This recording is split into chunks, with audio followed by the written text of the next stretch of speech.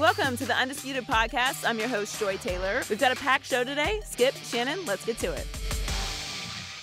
What is up? Happy Tuesday. Welcome into Undisputed live from Los Angeles. I'm Holly Saunders here with Skip Bayless, Shannon Sharp. And the last time I was here, the Smoking Goat was here. Yeah. Well, this time he brought in old Smoking Goat shoes, old Skip Bayless. Them old ketchup bottoms. Are those to distract the audience from your arguments that are usually pretty pathetic? Oh, I'm about to win this first. I'm know. about to win this first one. Are you? I'm about to win this first one. Yeah. Holly, how are you? Welcome back to Undisputed. Thank you. Remember how the game is played here. Absolutely. I'm always right, and he is not to be trusted. Holly. You have to keep him in his place. You have to watch him because he's going to try to butter you up right now. Go ahead. Go ahead. How are you doing Stage today? It's yours. good to see you again. There we go. We don't see each other nearly how the enough. game How is you doing Nearly today? enough. Yeah, good to see you. You've been watching all the golf for the past 5 weeks, I'm sure. Yes. All of it, yeah? Look, You know, awesome. I have watched you a lot on. I even watched the Cup. What was the Cup? I don't know what it was. Oh, Curtis Cup. Yeah. I was watching that. Really? See, I watch Holly as opposed to you trying to fake that you watch Holly. I'm I kind know of leaning Curtis this Jackson. way. Yeah, you do. So do I. And we got a couple Jacksons on the show today, but they're coming up a little bit later. Let's start, guys, with a shocking move by the Warriors. The rich got richer in Golden State. DeMarcus Cousins agreed to a one-year deal for just over $5 million with the champs. Boogie averaged over 25 points a game with the Pelicans, but he's coming off a ruptured Achilles that could force him to miss the start of the season. Now, Cousins is a four-time All-Star, but he told the Undefeated that he did not get any other offers and, quote, made the smartest move ever. The Warriors now have 5 guys that were all All-Stars this year. Wow. All right, Shannon, how shocking was this move? I think the shocking part to me, Skip, is not him signing with the Warriors, but what led him to sign with the Warriors, and that's receiving no other offers from any other teams. And in the words of my good friend Ha Ha Davis, this is beyond me. I cannot believe Is it. he related to Ha Ha Clinton Dix? No. All right. Skip, a guy that's 28 years of age, 6'10", average 25 and 12. 6'11". 6'11". Yeah. Fundamentally sound. Go get your 40, 20. Four-time All-Star. Four-time All-Star. He was an All-NBA player. Had a couple of games last year, 40, 20. He did. Had high triple-doubles, 30-plus points, 20 rebounds, 10 assists. But this is more than the Achilles injury, Skip. I think people are scared away from his enigmatic personality. Well, that's putting it nicely.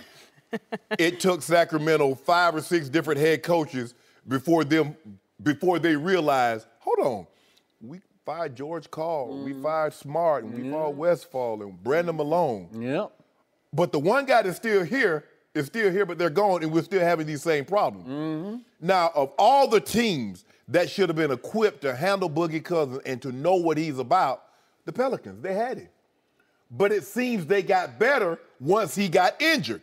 You could make that case. So They added Mirotic, obviously. they added Mirotic, and they Davis. kind of played the same position. Yeah. Now, I'm interested to see how this works because Boogie Cousins is always very, very high. You like those second-level stats? Usage rate. His usage rate is through the roof. Well, it was 4th highest in the NBA, but it always is. Every year it is. Yeah. That will have to change. Exactly. Yeah. But he's never been on a team like this where the ball is like hot potato. It is. It goes from here to there, into the basket. You know where it always starts going first? It goes to the post first. Yeah. But the post does not hold it. He passes it quickly. Yeah, so in other words, he's not going to be able to back down, back No, down, back they down, don't back do down. that. No. That's what's shocking to me, Skip, because I think they almost forced his hand. Well, if nobody else has offered, hell, he would have signed with the big 3. If nobody offered and Cube had $5 million for him, he'd have signed there. Yep. So given the circumstances, no other team that's hard for me to believe, Skip, that no other team even made an offer. It's being reported that, and he said it, he picked up the phone and called Bob Myers, who's the general manager of the Warriors. That's what's so surprising, Skip. Not that he signed, because he almost had to sign there because nobody else wanted him. He's on a one-year prove-it deal. Is he healthy? Achilles, Skip, that's a big guy. You know, normally big guys in Achilles, that's a slow process, and Boogie's going to have to change that personality. Now, Boogie's cost himself over $200 million because he could have got that $200 million in Sacramento. He could have got 170 plus in New Orleans. Now, Boogie should be making $40+ million a year. He should. but he's making $5 million. Now, if that's not a wake-up call, Skip, he really sleeping on the job. But before I launch into my argument counter to what you just said, my biggest picture takeaway here is, speaking of LeBron James, which we haven't yet, it now looks like LeBron is going to get swept by Golden State in the first round next year. That's how it's starting to shape up to me. Hold up. You think, hold on. In the first round. Did you hear me? The first round. So you think LeBron James is going to be an 8 seed? I think he's going to be the 8 seed to the 1 seed. That's what I think. That's the way it all shapes up right now because it looks like... What you got in your cup? It looks like the Lakers and LeBron are waiting till next year. That's how it shapes up. That's the way the tea leaves are starting to read to me. LeBron wait for no man. Well, he might. He might just be taking a mental year off. No, we don't do that. Easy. We don't do that. Well, you better not because this is the 16th year going on the 17th year. At some point, Father Time's going to say, LeBron, even you, I got to tap you on the shoulder.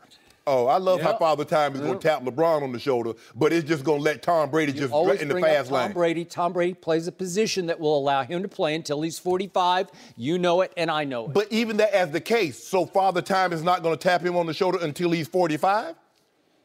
That's what I say. You keep amending years. You keep adding one year after Tom Brady won the MVP at age 40. He shouldn't have won it, but that's not the end of that. How did we get on Tom Brady? Yeah, you brought it up. This is about DeMarcus Cousins. No, but talk about Boogie. And now let's talk also about LeBron's team. I got a big question. What? Did Magic Johnson and Rob Pelinka get so blinded by signing the biggest prize on the free agent market, LeBron James, that they overlooked the opportunity to add DeMarcus Cousins for $5.3 million? I got to ask that because as of Sunday night, there was a whole lot of buzz. I did a Facebook Live, and I immediately brought up DeMarcus Cousins because I thought, well, he's just sitting out there, and I had no idea he had no offers at that point. Does Boogie have an agent? Because maybe his agent floated the idea that he wanted $15, $20, $25 million. I'm sure initially he did. Okay, and initially you would agree he would be worth that, right? Well, Rob Pelinka and Magic Johnson not even picking up the phone to call you if you want that. Should they have been wise enough to be just scouring the countryside saying, wait a second, or why didn't DeMarcus and company and an agent call Magic Johnson before they called Bob Myers? That's what I want to know. Well, because that seems like a pretty good fit to me. Well, it did. It seems like a great fit. But, Skip, when you look at it, if Boogie says, if I'm going to have to play for the mid-level, I'm going to play for a mid-level with a team that I know is going to probably end up in the NBA Finals. I am with you because all of a sudden, Golden State needed a center because they had just lost JaVale to the Lakers. I don't really know if they lost him. Okay. It's kind of like they set him out. Okay. Well, they just let him go to the Exactly. Lakers. Obviously, they did not rush to re-sign him. Correct. And the Lakers signed JaVale McGee for a grand total of $2.4 million, which is not going to hurt the cap going forward, and it's just for 1 year, right? So, okay. So they just said, we need a big guy. Let's get JaVale McGee. Correct. Would you prefer to have DeMarcus Cousins for $5.3 million over $2.4 for JaVale? I think. Skip, here's the thing. At least I know what I'm getting with JaVale McGee. Yeah. With Boogie Cousins, I don't know what I'm going to get because he does have he had a ruptured Achilles. He did. How is he now? Basketball players, Skip, how do they come back after this injury, especially big guys? You brought that up. I was just scouring the countryside this morning for studies on this, and I saw a 2013 study on Achilles injuries in basketball. It's the worst injury you can suffer in basketball. Right. In football, it's probably a spinal injury, right? Your Correct. brother injured your neck brother's injury, career. yes. Or we talked about Cam Chancellor yesterday. But 2013 study, they had 18 cases of pro basketball players with Achilles ruptures, not just, I'm talking about ruptures. 7 of them never played another dribble in the NBA. That's how bad this can be. So think of Chauncey Billups, was never the same. Virtually ended his career. Kobe Bryant came back, but it was never quite the same. He had no lift anymore. That explosiveness. There's no lift anymore. There are some exceptions to the rule. I thought Dominique bounced back and looked like Dominique to me. And then our guy in San Antonio, Rudy Gay, came back last year, and they really had to parse out his minutes over the year. But he looked like Rudy Gay, and they re-signed him now back for next year. Okay. So there are some exceptions to the rule. But to your point, 6'11" with a rupture, I don't know. He says he's fine. He's been posting his workout videos, and he's running on the treadmill, and he's doing all these things where he says he'll be ready for camp. History would tell you he will not be ready for camp. Right. Will he be ready for January? Maybe, but obviously, what a great fit because, again, I'm not going to give Golden State 1 ounce of credit for masterminding the steal of the century. He called them. You, right. Okay. Kevin Durant, by the way, called Golden State, right? So you didn't mastermind Kevin Durant.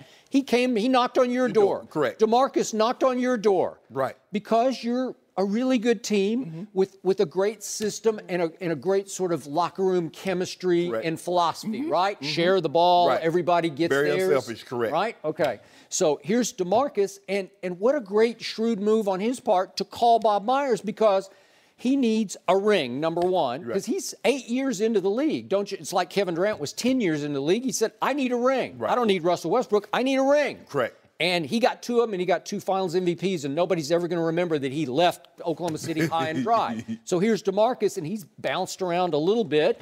And again, he's got a terrible reputation for being a tech-prone, divisive, volatile force in a locker room. Right? Correct. Okay? So he needed validation of, I need to go someplace and win a ring. So I'll take only $5.3 million. And be a good teammate in the process of winning a ring. Now he has a chance. He has the greatest opportunity he could have in his whole career to prove, number one, that he's healthy, but number two, and more important, he can fit into this system. And I think he can. I'm a fan of his. I told you before. I like Boogie also, Skip. You know, my grandfather used to tell my brother and I, he said, boys, if you fight to get something, you'll fight even harder to keep it.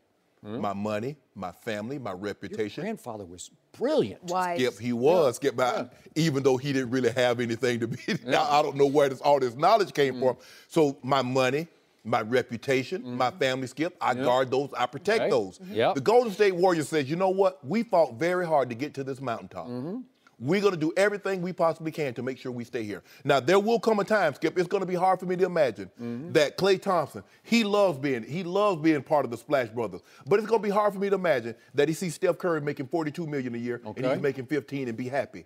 Draymond Green seeing Kevin Durant making $35, $38 million, he's making 16 and be happy. So they know this thing is going to come to an end at some point.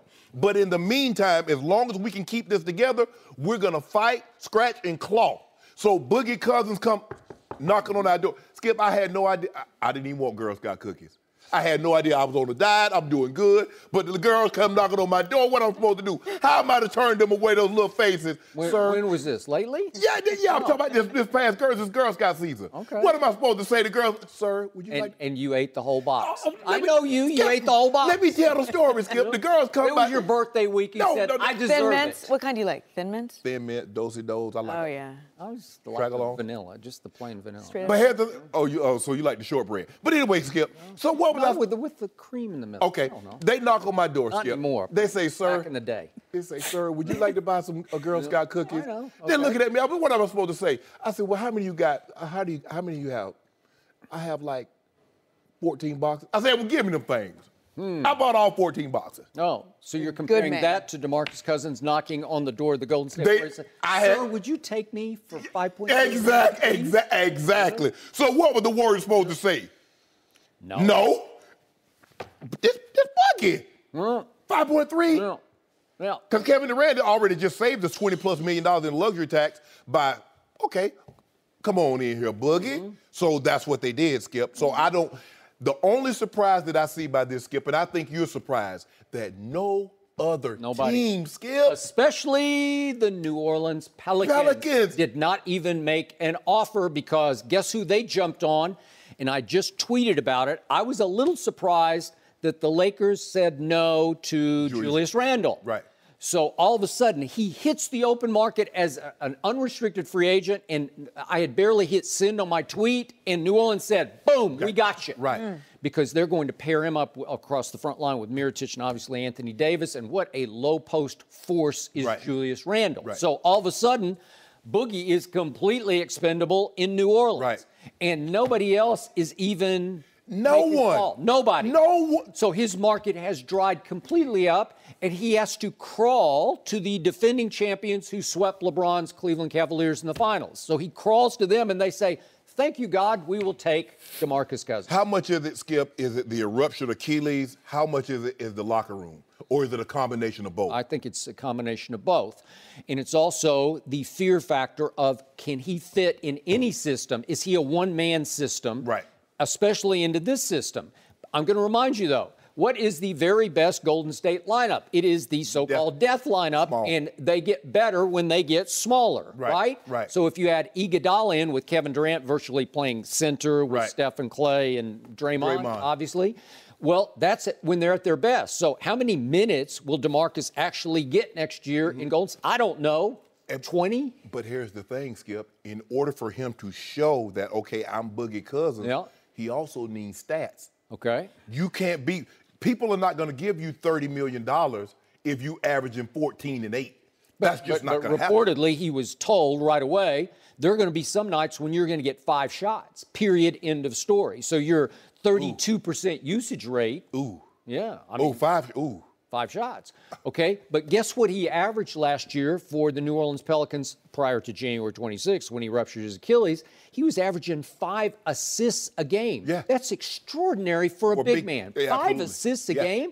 You don't think that'll work in this offense? But here's the thing. But in the process, as you mentioned, how many minutes? He's playing 35. He's playing 40 minutes a night. On most nights, he'd be lucky to get 25 minutes. Well, I'm going to say 20 minutes. Okay. Well, he's not going to be averaging no 5 assists and no 20 minutes. He's good, but he ain't that good. Yeah. Okay, but what was Golden State's one glaring weakness, even against Cleveland in the finals? What can they not do last year? What could they not do? Well, they got out-rebounded. They got crushed on the boards. They swept Cleveland while getting crushed on the boards 186-60. So they lost the boards by 26 rebounds over 4 games. That's horrible. Yes. But it didn't matter because they're just a better team than LeBron's team. Correct. So in the end, can DeMarcus help them just as a defensive rebounder? He averaged 13 a game last year. And he's good on the offensive glass. He can be. And that's if you think about it, Skip, that's the way teams normally beat them. They punish them on the glass. Yep. You got to limit them to 1 shot. So when that ball goes up, you got to make sure you get it, because normally what happens if you don't get it, a long rebound comes out and you're scrambling trying to get the ball. That means you left Steph, you've left Clay, you left KD. Yep. So now a 3 is going back up off that missed shot. I'm surprised that that 29 other teams, a 6'11" guy that's averaging 25 and 12, and basically being he's basically a 24, a 23 and 11 guy for his career. But you know what they're all saying? See, those 29 other teams are not good enough to absorb him. No. Golden State is so good, so deep, so great, so decorated, they can absorb him because he's going to have to be on his best behavior. It's a 1-year deal. Right. He's trying to prove to the world, A, the Achilles, and B, the head or back. Right. That I think they'll have him on his best behavior. I agree. I believe he'll be on his best behavior. And you know what? At the end of the day, if he's not on his best behavior, the Warriors will just walk. 5.3 is nothing to them. They'll walk, hey, Boogie, hey, we wish you well, but we were going in the same direction, but we're going to stop here, let you off, and we're going to continue on the direction that we were going. One other point, though, to the negative is he's always been a high turnover. He averaged 5 turnovers a game last year for New Orleans. But Golden State, ironically, they're a high turnover team. They try things. They get real loose with the ball. Yeah. And that's how sometimes they're winning games by 20. All of a sudden the team's back in because they've turned the ball over. They've gotten real careless with the basketball. And the next thing you know, a game that you think is going to be a runaway, they're fighting for their lives. The thing is with Boogie, Skip, is that I don't believe he'll have this high turnover rate because I don't believe he'll have the ball in his hand long enough enough to create these kinds of turnovers. So, in the end, how much better will he make them? Maybe a little better, just a little better. I think he's more plus than minus for them. This is what we agree on, Skip. The Golden State Warriors' success is independent of Boogie Cousins. So it doesn't matter if he's good or not good. The Warriors was going to be the Warriors with or without Boogie Cousins. So I don't think it's great. I mean, oh, man, they got Boogie Cousins. But let's be real, Skip. Do we think what? They're going to, so instead of winning 65 games now they're going to win 66, 67. Really? No. Their success is independent of whatever Boogie Cousins give them. I know, but if they can get him right, get him back in gear by playoff time, and he gets to sit next to Steve Kerr on the bench for all those games, absorbing, learning, figuring it all out. Remember, he played on the Rio Olympic team, so he's been around these players before. But here's the thing, though. You keep saying if he's right, that's a year. the player is normally right the year after, not immediately after. A full year passes between the injury and him being himself again. Because you said there were 18 guys that had this rupture, 7 never played again. So the odds are not in Boogie's in favor. I'd say it's like 50-50 whether you'll ever bounce back. Well, hell, I don't like those odds if I'm an athlete. I don't like it. But if he does, and they get LeBron in the first round, like I think they will, then watch. LeBron's going to have home court. Boogie's going to have a couple of nights where, no, he's not going to have. Is he going to be the first seed? No, hold on. The first 4 seeds get home court. Okay. Well, they can't meet in the first round if he's the 4th seed. He's not going to be the 4th seed. So I barely give you the 8th seed. So it's going to be 1 versus 8, and it's going to be JaVale versus Boogie on some nights through some stretches, and Boogie's just going to destroy JaVale. Put that the Lakers will be one of the top 4 seeds in the West. Put do on it. I already did, and I bet you like 5 cases. Bet some more. We did it yesterday. No, you talking about that? You talking crazy? You talking about they're going to be an 8 seed? You said they were going to be the 2nd seed, and I said I'll bet you 5 cases they will not be the 2nd. No. I said they were Vegas had them as the 2nd favorite to win. Okay. We didn't bet on the seed, but you keep talking about they're going to be the 8th seed. Somebody is revising history just a day later. You talk about seeds. I thought we already had this bet. Hold on. First of all, didn't LeBron James tell? I thought you learned your lesson last year about the seeds. Didn't he tell you? My lesson? Yeah. I didn't learn any lesson. Remember last year? What seed was he last year? The 4th seed. Yeah. And he told you. That was in the East. He told you it don't matter. He said, when I come to your building, it's going to be a problem for you. Oh, really? Didn't he tell Toronto that? Is he going to tell Golden State that in the first round next year? We got some help now. We got a little help now. You got no help. Yeah. Let's stop wagering the do now, because you do that so often. You know he has Girl Scout cookies now. Oh. No, they Girl Scout cookies. They've been long gone. Oh, they're long gone. Yeah. But I don't eat Girl Scout cookies. So. Why? I just don't. How yo girls, they're crying. They need their uniform and get badges. I'll buy them, but I don't eat them. We'll send them over to your boy. Okay. I eat them. Oh, all right. The Lakers also made a big move yesterday, but what does it mean for Lonzo Ball? Running from competition. We'll discuss that coming up next. No mercy. A day after the Lakers agreed to a deal with LeBron, they added 4-time All-Star Rajon Rondo. ESPN reports the deal is 1 year for $9 million. Rondo is coming off a great playoff run with the Pelicans, where he averaged about 10 points and 12 assists, but the Lakers still have Lonzo Ball. Yeah, and the LA Times reports that Rondo has been told it will be an open competition for starting point guard job, but Lonzo is reportedly not running from the competition. Shannon, he ain't scared, he says. What's going on here? Skip, this is an odd move for me. Yep. To bring a guy of Rajon Rondo's background. Rajon Rondo was a starting point guard on a championship caliber team. As Holly mentioned in the read, he averaged 8 assists in the regular season. In the playoffs, he bumped that up to 12. This ain't no guy that's coming in to spell somebody. He's coming in, Rajon Rondo strikes me as a guy, he's coming in to be the starting point guard. I would think so. And it's getting, with the moves that they're making, it seems less and less likely to me, Skip, that Lonzo Ball is going to finish his career as a Laker. Was he going to start next year with the Lakers? I'm starting to believe that it's less likely. It seems to me, now, he was the only point guard on the roster until they signed Rajon Rondo. But you don't sign a guy of Rajon Rondo's merit with the hopes of, like, you know what, he's going to spell our guy who's supposed to be our Magic Johnson. Remember, the Lakers traded Norm Nixon. They did. They got him. That's Magic Johnson. They traded Norm Nixon because they wanted to clear the decks to make sure, hey, Magic, this you. This also tells me and shows me that Rob Pelinka and Magic Johnson are unconcerned about feelings. They're unconcerned about the chatter that goes on outside of that building. Now, they might not like, how, fire the coach or he's losing the team. They might not like that. But Magic Johnson's making moves, and Rob Pelinka, they're making moves that we're building this team. Now, we're going to have healthy competition. If you're real as you say you are, you'll be able to handle this competition, and you'll be able to rise above it. But if you're not, that you can play his dad. We had his dad on here, and he was complaining about Lonzo used to play in the whole games. Well, if he don't beat Rondo out, not only is he not going to be playing the whole games, the minutes that he was playing last year, that's going to be cut somewhere between 5 and 10, Skip. Yep. I'm I'm surprised. I don't know how you feel, but I'm surprised by this move. I still can't figure it quite out. As I immediately tweeted yesterday afternoon when I heard the news, either, number one, Lonzo's about to be traded. Mm-hmm. Maybe it's already almost done, right? And we're about to hear the announcement. Right.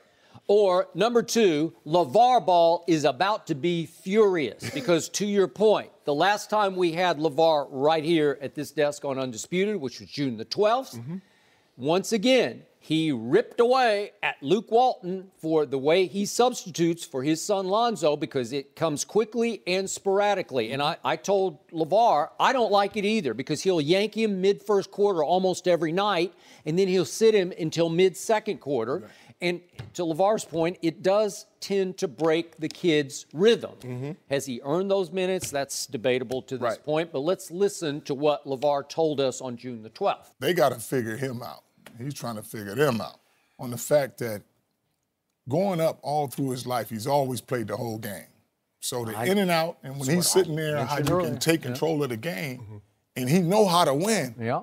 But if you keep pulling him down and putting him back in the last 5 or 6 minutes, when he's just like, whatever y'all want to do. You got these guys taking the wrong shots at the wrong time. Because Luke Walton's pattern was he would play him 6 minutes, and then he would sit him for the rest of the first quarter and some of the second quarter, right? Like I said to Luke, his excuse was the kids were young. But I was thinking to myself, too, also the coaching is young. So you got to take part of that blame. Oof, the coaching is young. So I got two theories if, in fact, Lonzo is going to remain with the Lakers. Number one, Magic brought in a Rondo who's known for his mental and physical toughness to maybe help teach Lonzo, but more important, to compete with him for minutes. Absolutely. And try to light a new fire under Lonzo that needed to be lit more last year. Right. Because as I kept telling you morning after morning, I don't know what he's doing. Does he really want to play? He looked like he was disconnected, unplugged, emotionless, like he didn't really care. But Skip, you followed this game long enough. When was the last time you known they've drafted a player who's supposed to be their guy, and then they bring a player in at that very position and say, compete with this guy for minutes? They didn't do that with Duncan. They didn't do that with Shaq. They didn't do that with any of these other great players. Skip, normally they clear the deck. If there's a player at that position, they move them out. So you get all the focus, you get all the minutes without having to look over your shoulder. This is just the opposite of what they would normally do. Okay, but again, you know how much I love Lonzo Ball and believe in him for the long term. Okay. I didn't love him in the short term last year because it looked like he was uninspired. Was it because of Luke? Was it because he didn't have a veteran point guard to help show him the ropes? Or, it took until the offseason until he sat down with the great Magic Johnson and actually had film study with Magic from game to game to game from last year. And I'm sure one of the big points Magic raised was, hey, you got to play harder. Yeah. You got to show a little aggression. What you doing here? Yeah. What's this? Why'd you go stand over there? Yeah. Didn't you want to be involved? Did you want to initiate the action over here? So, again, that's one of my theories. I don't love that theory, but my number two theory involves LeVar Ball. Did he bring in Rondo as just a threat to LeVar to say, basically, with this message, if you criticize my head coach or any of the kids on my team or the players on my team, and that will now include LeBron James, then guess what?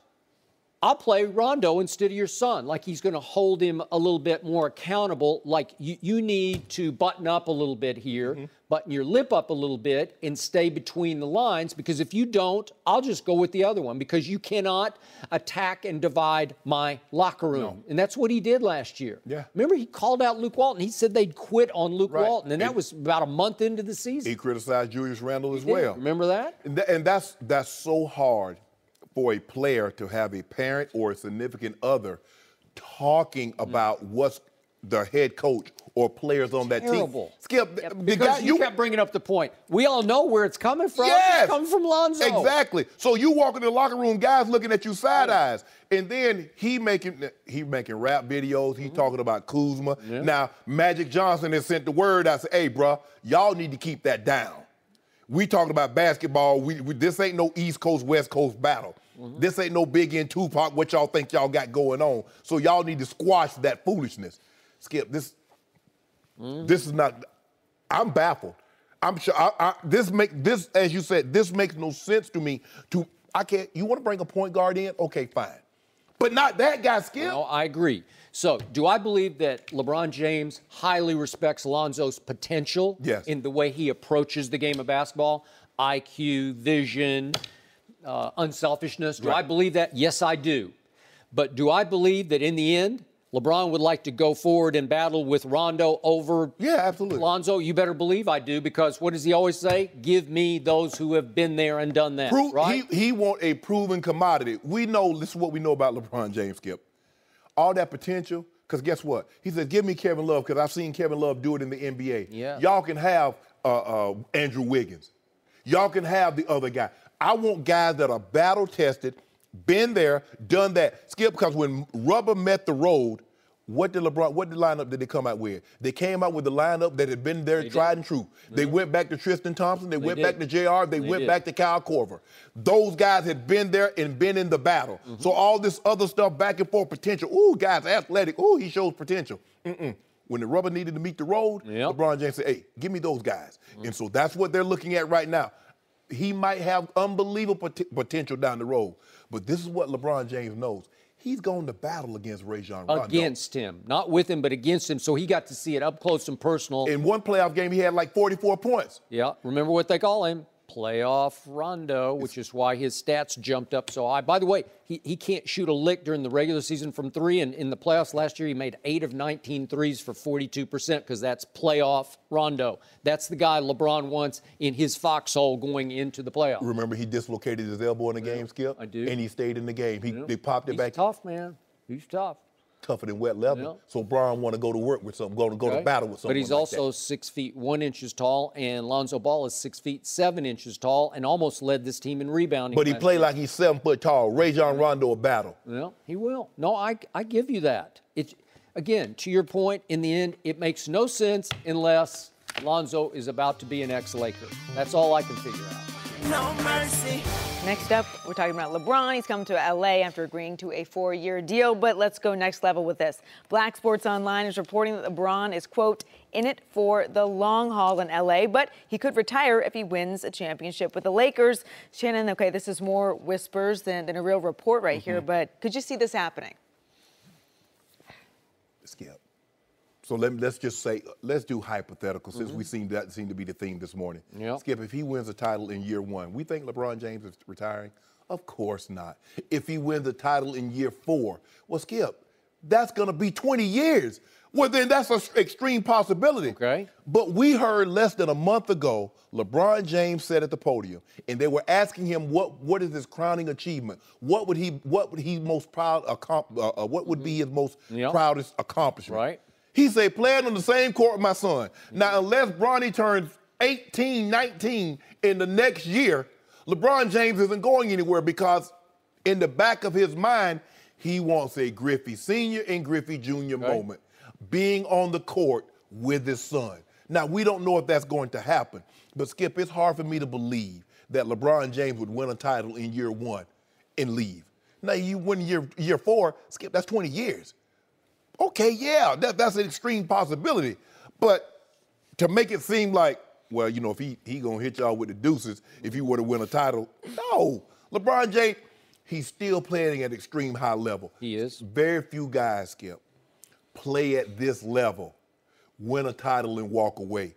Now, even some in the greats in football, Peyton Manning walked away, but Peyton wasn't the same Peyton Manning he was 2 years before, Skip. John Elway walked away. John didn't want to put the time in that it was going to take for him to maintain that greatness. We see it even fewer in basketball. They normally squeeze every drop of juice out of that orange before they walk away. So I don't see LeBron James winning a title in, say, the next 1 to 2 years. 4 years from now, he wins a title, all bets are off. But I believe still he wants to happen, what happened with Ken Griffey Sr. and Jr., be on the basketball court with Bronny. Okay. I am with you on that, but just to add some perspective to this, the most shocking moment I have had on Undisputed so far was during these last playoffs when Jason Terry sat right here. He's not a Milwaukee Buck at the moment, but I think he's going to play one more year for the Bucks. He played for him, obviously, last year. And he predicted, do you remember this? Yeah. LeBron was going to retire. Just retire. This year after the end of the playoffs. After he got swept, the prediction was that's it for LeBron James. I don't think Jason Terry just pulled that out of the blue. I think he had heard some locker room rumblings around the league from city to city. Oh, that LeBron has dropped some hints to some of his closer friends that, you know what, he's just worn out from all this. His body's starting to wear out and that this is going to be the end of it. Did I believe that? Or you? No, we did not. Could I see him playing 4 more years, maybe 5? I could. But what always gets me, and this is why I have the highest regard for his durability, and it's his greatest ability. Yes. He takes a lot of punishment because he does drive the basketball. I always call him, he's the greatest driver of the basketball I've ever seen. He's the most unstoppable force outside of Shaquille O'Neal, but I'm talking about as a, what do we call him, a small forward or whatever he is. He's a 3, Yeah, as opposed to any big man center 5, number 5 player. Right. He's the greatest driver of the basketball I've ever seen, but he gets hammered. He takes a lot of running back style hits. Absolutely. And over time, over all those minutes, in all those years, 15 years, it just adds up, the cumulative Not hits. just 15, Skip. 8 of the last 15, he played in the June. All the way. And then in some of those, Skip, he was going to the Olympics. He was. So not only is he playing in June, he's practicing in July and again, playing again in August. Yep. And rebooted again September, getting ready to tip it off in October. So I told you by the end of the year, I said, I've never seen a player of this age and stage of his career play this great on offense, because that was sensational. Yes. He took it up a level on the offensive end. Correct. At the expense of his defense, and I don't want to beat this to death. But again, he just had to pick his spots on defense, and a lot of nights he picked no spots on defense because he just didn't have enough stamina to focus all on offense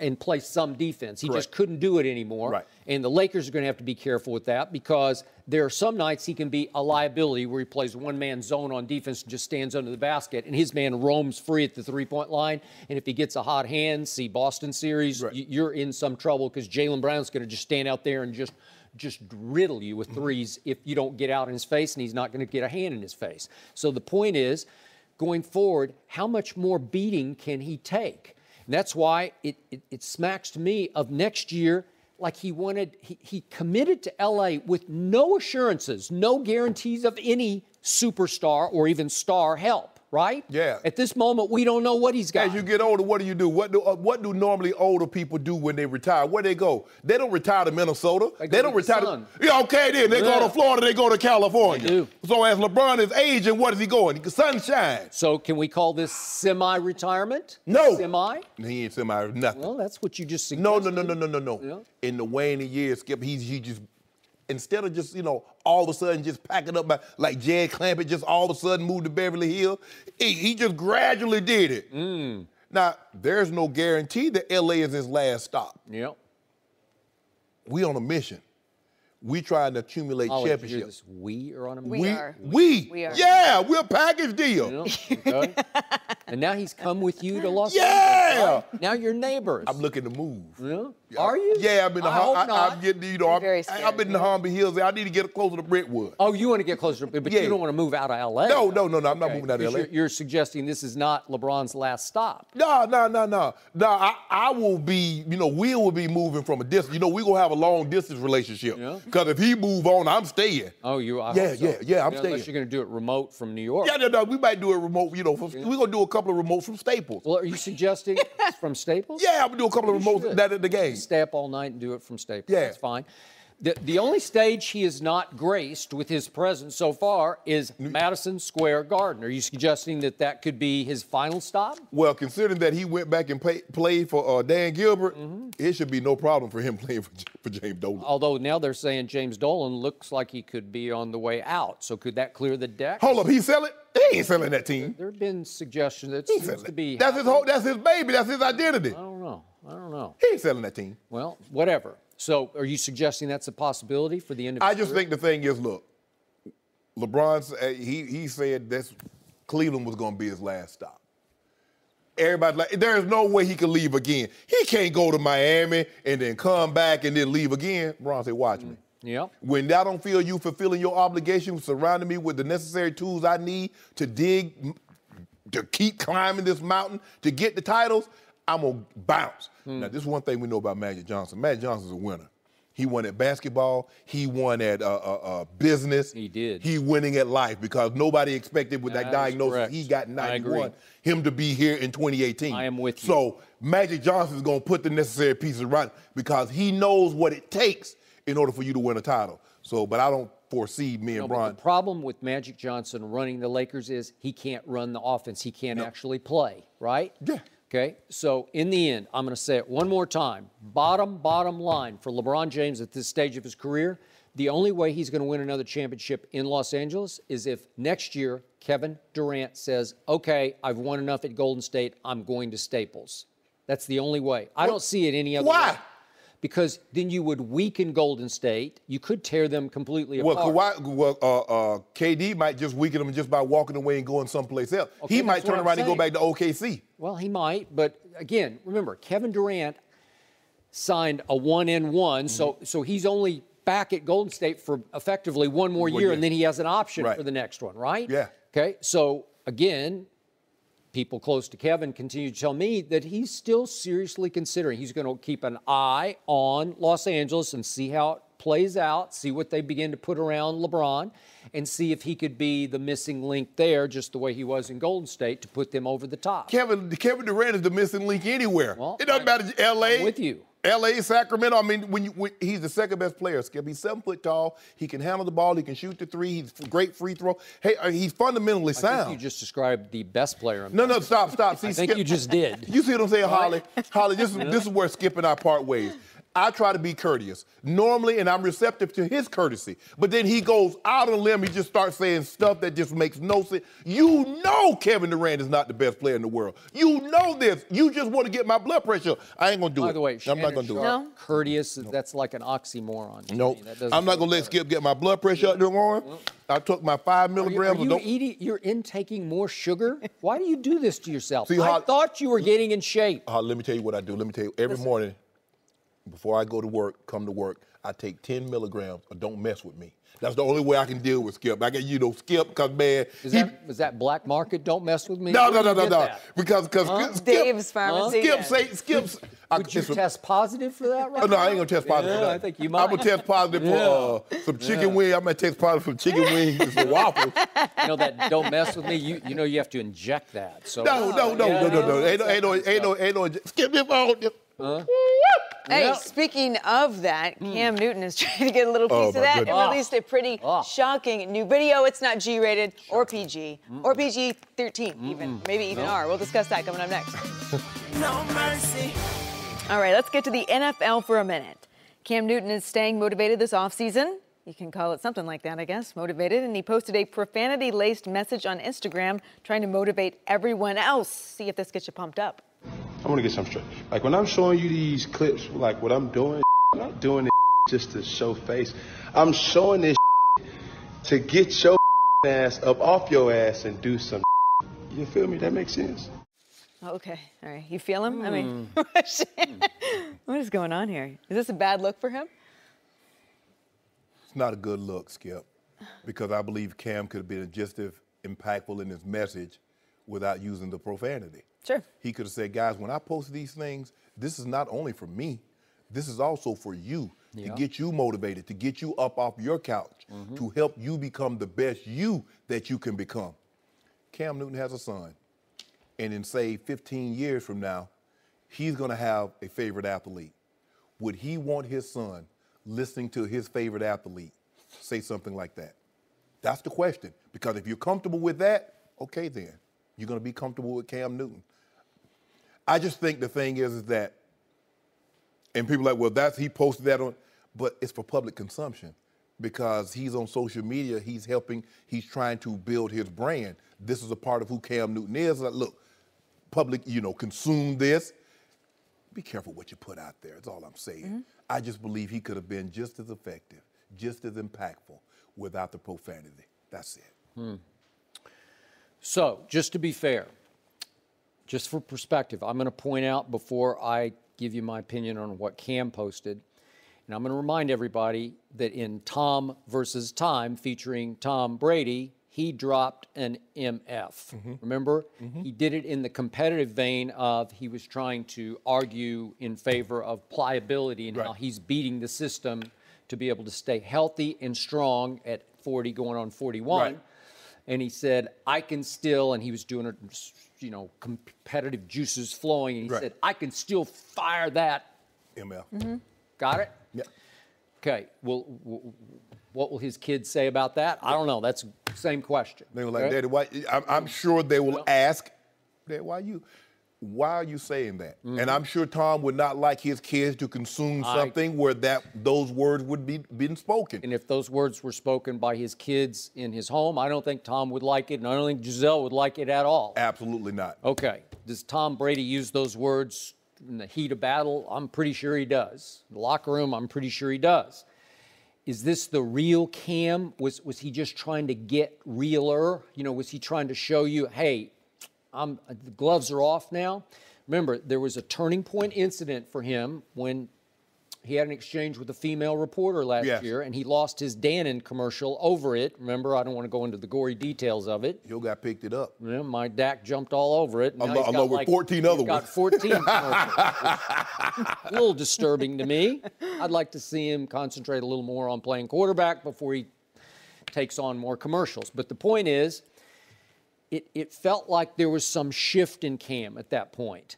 Was he trying to say yesterday that I'm just going to show you how I really am. I'm going to show you raw, real Cam Newton. Do I believe Cam can use that kind of? Sure, I do. Is that real, or was he exaggerating it for effect? Sometimes there are players who want to create more image edge because it will bring on new endorsements from other different kinds of endorsees, right? But Skip, my thing is that when I look at Tom is doing a docuseries, and he's chronicling what it's like to get ready for the season, what he goes through in the off season. If Tom would have just posted this as a motivational tool and says, I can still throw this mofo, then that's different. Cam posted this to try to get impact that says, okay, I'm trying to motivate you using this profanity-filled tirade. Well, I don't know if tirade is the word, but using this profanity-filled motivational speech. I think that's different. For me, it's different. Now, I'm not excusing what Tom said, but I'm just saying that Cam just posted, this was it. Nothing else. Not how he gets ready and all this other stuff, what he eats, and just, I'm trying to get you up off the couch. I ain't doing this bleep for me. Yep. I just believe Cam could have gotten his message across. And there are sometimes, profanities, but when you're addressing kids, and that's going to be the main people that's going to consume this message, you need to be careful of how you're speaking. That's it. I got it. So, is the quarterback position in the National Football League under more obligation to be face of franchise, to care more about public consumption image, right? Yeah. So let's do Russell Wilson. Is he capable of posting something like that? I pretty much doubt it. I can go right down the line, black and white quarterbacks. Probably not, probably not, probably not, right? So if Jerry Richardson's still on this team, would he be pretty offended by this? Would he be maybe angry about this? He probably would, because remember, he was holding Cam's feet to the fire before he drafted him. No tattoos, no earrings. Right. Jerry Richardson, of course, went down in sexual harassment flames, so he's no longer about to be the owner. But he did have to pay a fine, Skip. He paid a fine. $2.7 million after he made $2.2 million. But that's neither here nor there. So how do you feel about this? Do you believe Cam could have got his message across without using this? I definitely do. And again, I'm a fan of Cam Newton. Oh, I like. And when I first saw this very early this morning here in Los Angeles, I was stunned by it because I'd never seen that from Cam, and he looked a little off to me, and like, what are you doing? Right. He looked a little crazed to me. Was he just about to really go hard in the work? I don't know. Right. I don't know. Or he just finished the workout. Maybe he's feeling good. And he was feeling good. Maybe it was. It could be because his hair was flying, and maybe that's it. But in the end, I do believe, especially in this league, that position does carry some responsibility. Now, we can go back, just not to be hypocrites here. There were in the good old days or the bad old days, there were lots of Joe Namaths and Jim McMahons and Kenny Stablers, and they were highly capable of doing this, but there wasn't any social media, right? Yeah. Worst, well, not only were they post, they were drinking. Because, like I said, Skip, even when I got in the league in the 90s, and it's not looked upon, guys were smoking outside the locker room during halftime. I got it. I mean, so that was, but we never saw it. We never saw it. But this social media, Skip. But here's the thing. Now, if he was talking like that and somebody recorded him, that's one thing. He recorded himself and put that out. He did. Right. That's the difference. Okay, so is a Johnny Manziel capable of this? Yeah. Baker Mayfield, when his competitive juices are flowing? Yep, I would think so. But Cam Newton is an MVP in this league. Yeah. Has he struggled over the last 2 years? I hate to point out the fact that his completion percentage is the lowest over the last 2 years of any quarterback, and his passer rating is the lowest over the last 2 years of any starting quarterback. So he has declined from that. MVP season. It was an all-time great season, and you know, it started to unravel maybe even after the Super Bowl loss to your Broncos, when a lot of people, I was not one of them, condemned him for the way he handled or didn't handle the post-game interview, right? Okay, and then the incident happened with the female reporter, and it feels like he's saying, okay, I'm going to give you the real guy. Like, heck with you, and I'm using a nice word. I'm just going to show you what I really am, and you can take it or leave it. That's what I'm sensing from Cam Newton right now. Well, Skip, here's the thing. Look, everybody that's an endorser or endorsee, that's not 100% who they actually are. Yep. Maybe some of that. And maybe some of this is who Cam is. Maybe Cam is a little bit of this, a little bit of that. But I think in the process of maybe losing some of his sponsorships, Skip, he's like, I don't have to be as buttoned up. So now I can let a little more of Cam Newton really show. Look, is Cam motivational? Teammates love him, Skip. And, you know, to get to where he got to from where he came from. But for me, I always try to be mindful of how I talk, especially in front of kids, because they're going to repeat what I say. Now, when I was growing up, my grandfather cursed. Man, you think I would ever repeat what I heard him say? I wouldn't be here to tell the story, Skip. But he was also brilliant. Yeah, right? but I didn't. Now you're hurting my image of him. But Skip, I didn't. Here's the thing, though, Skip. I didn't think that at the time, and I don't think any of his kids or grandkids thought that at the time. Okay. They just know he didn't play the drums, so he wasn't playing with kids. He expected you to be a certain way. When he said, "When I come home, I needed to be like this," Skip. We didn't ask why. We hit the flow. So that's the way it was. So I'm just saying, Cam, just be mindful, because you know the reach that you have. You're an NFL star, you're a celebrity, you have a reach that you would not have had you not been who you are now. Just be mindful of the people that's listening, that's watching what you say and what you do. Do you think that video comes down later today? Do you think he'll take it down? Maybe? Maybe. Would he apologize for the video? No. That's not in his DNA. It doesn't seem like to me. Well, if he's not going to apologize, he's not going to take it down. Yep. Right. So that's exactly right. That's the thing. Okay, final tough question for you, Hall of Famer. Is a black starting quarterback in the National Football League held more Absolutely, 1,000%, 1,000%. That's always been the case. That's always going to be the case. Not just of an athlete, just for an African American. We know we are held to different standards. We see sentencing for the same crime that a white person commits. The black is more likely to get more time, more harsh, more severe punishment. So that's just not for athletes, Skip. That's always been the case. That's always going to be the case. So that's why I'm always trying to be on my best behavior. Because my grandma said, boy, you got to walk twice as far just to get, you got to twice as far to get half. Yep. So we understand that. Cam understands that. If he didn't understand, he saw what he was going through when he was at Auburn. We saw what he had to go through, some of the things that he's gone through since he's been in the NFL. So he knows that. He knows he's held to a different standard. Yep. Interesting. All right. Hey, Cam, just drink a Red Bull, and just get pumped. No, don't drink no Red Bull. No, Did you just see him on that video? Don't drink no Red Bull. And just do your thing. Leave the video camera alone. All right, are the Warriors now unbeatable with Boogie Cousins? We'll discuss that coming up next with Jimmy Jackson. He's in studio. No mercy. Friday night on Fox, Big Three basketball hits the Bay Area. Our friend Jim Jackson will be on the call for the Big Three, live from Oakland, Friday night at 8 Eastern on Fox, or stream it live on the Fox Sports app. Jim just walked in our studio. You'll see him in just a second. All right, let's get back to the shocking news out of Golden State. DeMarcus Cousins agreed to a one-year deal for just over $5 million with the Champs. Boogie averaged over 25 points a game with the Pelicans, but he's coming off a ruptured Achilles that could force him to miss the start of the season. Cousins is a four-time All-Star, but told the Undefeated that he did not get any other offers and, quote, made the smartest move ever. The Warriors now have 5 guys that were All-Stars this year. All right, Jim Jackson, our FS1 NBA analyst. Number one, how are you? I'm good. Good. Getting some golf insider tips for you for the weekend. I need to win my pool again. Need all the tips I can get. That's what we do during the breaks. But how shocking was this news? It was shocking to me, not because he didn't get offers, but that he picked up the phone and called. The realization that, now I'm not where I'm at. But I think it's a good lesson for young players to understand this, is that, one, your reputation precedes you. And if an injury happens, it can come back to affect you. I think for so long, DeMarcus was going to do what he wanted to do. In Sacramento early on, I thought management just allowed DeMarcus to dictate everything. So his attitude carried with him. But when you're hurt, you're young, you figure, listen, I'm fine. I'm putting up numbers. I can do what I want to do. I do think that when he got to New Orleans, I thought we saw a different side of DeMarcus. Attitude-wise, we didn't hear as much.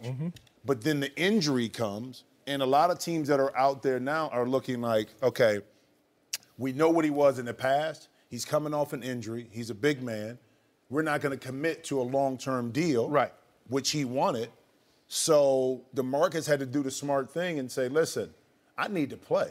I need to get hooked up. And I think it says a lot for him to be able to pick up the phone, no matter I don't care who it was, to pick up the phone for DeMarcus, an all-star, 25, 10, and whatever, and say, listen, I'm interested in coming. So I'll play for the mid-level. I'll play for the mid-level. He threw that out there. Yeah. Well, going in there, he knew with his agent what they had available on the cap. He already knew what could be accepted, what he could get. The mere fact that he picked up the phone, Skip, lets you know he already had his tail tucked between his legs. Okay, but he didn't call Sacramento. He called the defending champions, right? We have a relationship, too, with Draymond and those guys. If I'm going to play for the mid-level, it's kind of like New England, Skip. You see guys are willing to take less to go there because what do they know? Now, I'm probably not going to have the numbers that I had where I came from, but I know every game's going to matter. I'm going to be playing in January, and there's a really, really good chance that I'm going to be playing in the Super Bowl. So guys are willing to accept that. They're willing to accept less money. Sometimes the pride. Brian Urlacher, you remember Brian Urlacher retired. Chicago offered him $2 million. There are some other teams that offered him the same thing. He said, I'll play for them for $2 million, but I won't play for you for $2 million. Boogie Cousins like, hold on, there's 30 teams. Now, I'm playing for Sacramento. That's not in the cards. New Orleans told me they don't want me. So there's really only 28 other teams, and nobody called. Nobody called. Skip, think about that. You got to pick up the – well, hey, I know the feeling, Boogie. Because guess how I got over here at Fox? Right. Hell, I'll come out here on my dime. y'all laughing. Skip Bayless, you know this to be true. I picked up the phone. I'm flying out here, meeting with everybody, staying in the hotel right down the street. I'm out. I picked up the phone. I picked up the phone. Well, I called you. Yeah, you did. Okay. But I was like, but you didn't get the call from Fox. No. Well, Skip was behind. Kind of Fox. See, I didn't know. I thought I was coming out here on my own, unbeknownst to me, that Skip Bayless was what's the puppet. What's his name? Geppetto. Oh, Geppetto. I didn't know Geppetto was behind the scenes. I thought, I was like coming out here, Skip, Skip behind the scenes. I didn't know he liked me so much. Skip like O'Shea Shaw. I said, yeah. But he did take the mid-level exception. I did. He got those Skip. He got the boat. Right now, Skip got the boat. Right now, I'm Clay. He old Steph. He's Steph. Your deal coming up, though. You're a free agent. Next question. So, once again, I'm giving Golden State zero credit for this because all they did was accept the phone call. They could have said no. All they did was answer the door when Kevin Durant knocked on it, and now this guy's knocked on it. Now a four-time All-Star has knocked on it, and this is what happens when you're turning into a dynasty. To your New England point, this is what happens. Yeah. These are the spoils of victory because when you sweep LeBron James out of the playoffs, all of a sudden DeMarcus is saying, wait a second. And it was a shrewd move by DeMarcus, and it showed me a lot because he had to eat a whole bunch of humble pie. He had to swallow it, man. And he had to say, okay, $5.3 million, but what a great opportunity to reprove that A, you're healthy, and B, that you can assimilate into this culture and show that you can perform at a high level in this system by playing unselfishly, playing without the ball occasionally, playing some defense, blocking some shots, and rebounding. You can do some dirty work, which will reprove you until you hit the market 1 year from today, and you might just hit the lottery. If he can bounce back, and again, it's about a 50-50 proposition you can bounce back. I can't remember. Did you have Achilles? You didn't have Achilles. I tore my ankle up. Your ankle. I knew it was bad something. enough. Yeah. But here's the thing, though. Think about it. And I think you bring up a good point. A one-year deal, an opportunity. One, he goes to a team at Golden State without the pressure of having to come back and rush his recovery. Second, you pretty much know this is a one-year deal because Draymond is up, Clay is up, and also KD is up. So you figure they're going to keep their core together. So I think your point is valid where Boogie can go in there, get completely healthy, understand the culture of winning, a la like LeBron did when he went to Miami. Reinvent himself, okay, and put himself back on the market. Now, if they get to a championship, he can put that under his belt, of course. Right. But now you come out of this as a totally different person if you play your card right going into free agency in 2019. But let me ask you this. Had he picked up the phone, called them, knock on the door, and Golden State says no, does anybody hold that against him? Because you have to understand now, when Kevin Durant knocked on the door, he had no baggage. He had no injury. He had no problems as being a locker room cancer. No. Boogie has a ruptured Achilles at 6'11". And baggage. And he has baggage. So if Golden State says, no, thanks for the call, but we're not interested, is anybody upset? No. What to say about the culture of Golden State? I think the trust they have primarily in Draymond Green. Right. Who's a friend of Boogie Cousins. Okay, you know that phone got picked up and they called Draymond and said, what do you think about this? And other players. Right. Once Steph signed off, once Draymond signed off and said, listen, we got him once he gets here. Again, it goes back to the culture. It's kind of like San Antonio, New England.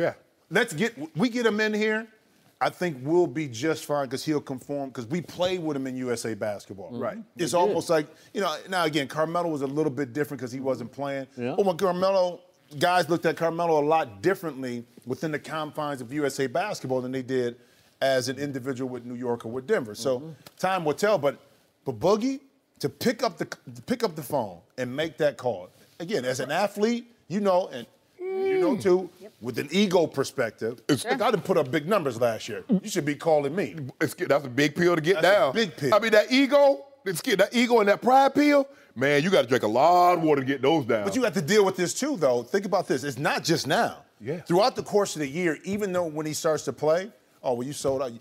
Nobody wanted to get you. So now you go over here and play with the super team. So he has to deal with that as well. It's going all the way through the year. Right. So it's going to. But here's the thing: at the end of the day, in order for Boogie to get what he feels he's going to be fairly compensated, he's going to have to put up numbers. How does he get those numbers I don't there? think he can. But people they'll watch the tape. They'll see that in 20 minutes he did X, Y, and Z. They ain't gonna pay $30 million for 20 minutes. But I think a lot of teams that are going to be back in the free agent market next year looking to win a championship are going to look at his attitude. They know if he comes back and looks healthy and plays healthy, they know that he's not going to get the touches to get 25 points a game. They know that. But they want to look to see if Steve Kerr goes to a smaller lineup and Boogie doesn't play, what is his attitude? Because think about it, last year with JaVale McGee, there were times when the lineup wasn't conducive to have a center in there. And it's going to happen like that this year. So that's what they're going to look at. So I need to bring this back up, and I hate to, but I look back for studies. There was a 2013 study of 18 NBA players who had Achilles ruptures. 7 of them never played again. So that's what you're up against here. This is the worst injury a basketball player can suffer because you lose your calf and your lift. And it's usually never quite the same. It virtually ended Chauncey Billups' career, and it pretty much ground-bound Kobe Bryant, and he was never the same after he ruptured his. Dominique came back, and he was the exception to the rule and was Dominique. And I thought Rudy Gay, for what it's worth, for my San Antonio Spurs last year, he looked pretty good, and that he was good enough that they have now re-signed him for a second year. But they limited his minutes, and DeMarcus, will, to your point, will get to limit.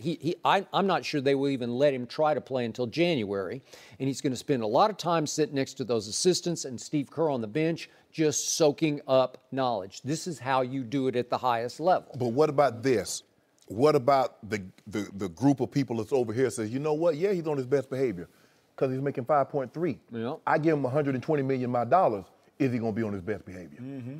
Well, it goes back to the culture, too. I think a lot of teams have to look at it, too. That's a valid question because you know going in that when he's not getting $120 million from Golden State. So the culture, that's the only culture that can have him. But you know what, though? Also, too, think about it. I mean, depending on what happens with the Lakers this year, that's still an opportunity with LeBron to be able to go to L.A. So that's a valid point. 5.3, oh, yeah, he's going to be on the best behavior. He knows he has to get a contract, but I guess it depends on who's in that locker room as well if you're that team. So I'm going to say this one more time, and you can look this up. Before DeMarcus Cousins was drafted, it was he and John Wall off that Kentucky team, and I was adamant on television day after day, I want DeMarcus Cousins with the first overall pick, and there was those on ESPN who laughed at me, and I am right about that because John Wall's been pretty good, but he has not been this guy when this guy has been right. And I realize he's tech-prone, volatile, and divisive. I get that. But last year, before he blew out his Achilles on January 26th, he averaged 25 points and 13 rebounds and 5 assists. 5 assists? That's gift, man. This is a rare specimen of a basketball player. Those are old school big guy numbers. And by the way, he shot 35% from the three-point line. I don't. This is superstar stuff. So again, can he ease into that? Can he blend into the system? Well, he can pass the basketball, and they are unselfish often to a fault, and they don't seem to care who gets them. You know, is it Kevin's night? Is it Steph's night? Is it Clay's night? Is it Draymond's night? But you remember when they went through that dry spell, Skip, what did they say? Kevin Durant is dominating the ball too much. Oh, they need to pass the ball. See, they didn't have a problem with that. They had a problem with ISO until Game 3 of the NBA Finals, when Kevin Durant dominated the ball, and he took the game over. Then all of a sudden, ISO ball on case. You know, I ain't got no problem with ISO ball because ball movement wasn't getting it done. I got it. Yep. So, will he make Golden State a lot better? No, because their best lineup is still the smallest lineup, right? Yep. So there are going to be a lot of nights. I don't think he'll play more than 15 or 20 minutes. But does he make them a little better? Yeah, he does, because their one big weakness all last year was they're not a good rebounding team. They got crushed on the boards even in their 4-game sweep of Cleveland in the finals. Will he help remedy that? You better believe he will, because he's a force, man, on the boards. And he's only the second guy that they have can play with his back to the basket. You know, KD can post up, but most of the guys, you know, they want to shoot the three. Draymond is a guy that you don't really run plays for. You know, he'll dive to the basket. He'll get some putbacks and things like that. But Boogie Cousins can play with his back to the basket. So can Kevin Durant. So, I mean, but their success is independent of Boogie. So what, he helps them win 2 more games, 3 more games? So instead of 64-65, now they win 67-68. But you know how this is looked upon by Golden State's management. What if he could win one finals game where he just took it over? You know, where he had one big night. That James Harrison, remember that strip sack in the AFC Championship game? Huge. That's all they got him for. They didn't expect James Harrison all of a sudden to be the defensive player of the year that he was 7-8 years ago. Can you give us one play? He gave it to him. So, Jim, I've already predicted that next year LeBron's team gets swept in the first round by Golden State. Think about this. He's going to get swept in the first round by Golden State. They're going to be an 8 versus 1. Because here's the thing. Yep. I think the playoff picture changes in the West last year. I really don't trust Houston. You lose it Trevor Reese. They won't be quite what they were. Is Denver really ready? Portland may take a step back. I don't know. Now, OKC is an X factor in it because you don't know what's going to happen. If you really look at the West, we always say how tough the West is. How about Utah? You don't think they're going to be good? I good? think Utah's going to take a step forward, but that doesn't push the Lakers back to 8th place. There's no way that pushes them back to 8th place. Somebody up here earlier said that very same thing. But LeBron doesn't have. Don't do that. There you go. See, there you go. There you go. There you go. He didn't. We'd have some serious. We might have went 6 or 7 games. We'd had this roster last year in Cleveland. Oh, we'd had Kuz. Wait, by midseason you'll be saying, "Boy, I wish I had that Cleveland roster." No, I promise I won't be saying that. I promise. Now they want to trade Kevin Love. Now they're trying to get Kevin Love up out of there. You saw that. Jim, you want him in? No, I can't. But how did we get to LeBron? We always get to LeBron. See how he curved right to LeBron? Him. Oh, he gonna be the AC. Yeah, I know. Lakers. We're talking about Golden State now. But wouldn't that be something if Golden State swept LeBron in the finals and then swept him in the first round? That would be like bookends. That's not gonna happen. It's not gonna happen. You don't think? It's not gonna happen. No. It's got real potential. They'll be a top 4 seed. The Lakers will be a top 4 seed. No mercy. Thanks for listening to the Undisputed Podcast. I'm Joy Taylor. We're back again tomorrow morning at 9:30 Eastern. We'll see you then. Fox Sports 1 of 1.